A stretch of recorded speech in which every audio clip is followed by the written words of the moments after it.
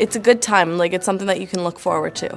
Instead of sitting at home doing nothing when you have nobody around, you get to be with a group of friends and you have fun. Go Girls is a program that we run for girls. It's grade 6, 7, and 8. So kind of those critical years where girls are starting to really form their identity as girls, and where they get a lot of misinformation about health and about how to take care of yourself and what's beautiful and what's not. Some of the girls, they're worried about like they're too skinny or fat or anything.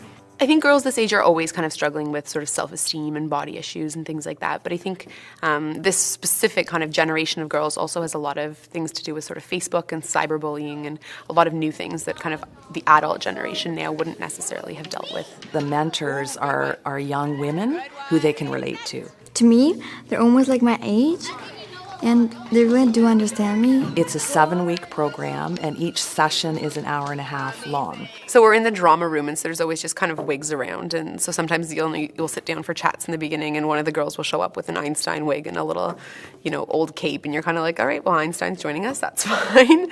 A lot of the activities are sort of chosen from an activity pool, sort of team building, kind of interacting communication activities.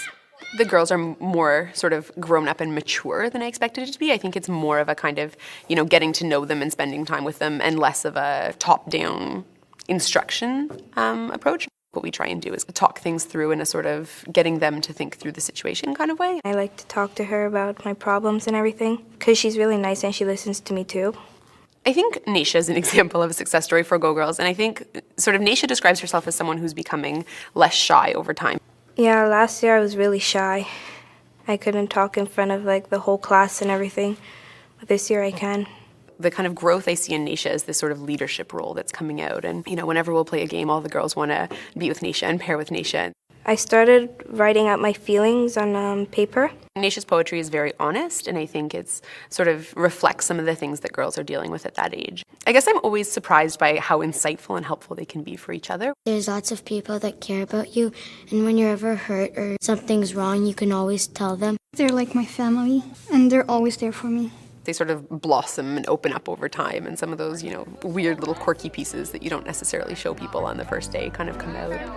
They're taking a bit better care of themselves, and once the mentor is gone, they still have each other. That is the benefit at the end of it, because maybe that one student who felt a little on the outs, now she knows these girls, and they say hi to her in the hallway.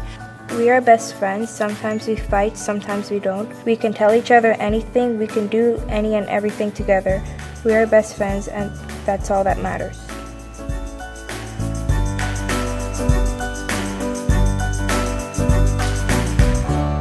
I think that they're going to sort of have a lot of rough times in the future in terms of as they grow up, and I just hope that some of the kind of positive messages that we can teach them in terms of, having a good time with each other and doing a lot of physical activity and liking cooking and liking to have activities with each other and have strong friendships and come up with ways to solve their friendships. I think if they can just sort of carry some of these positive messages as they go through, I think that would be good for them.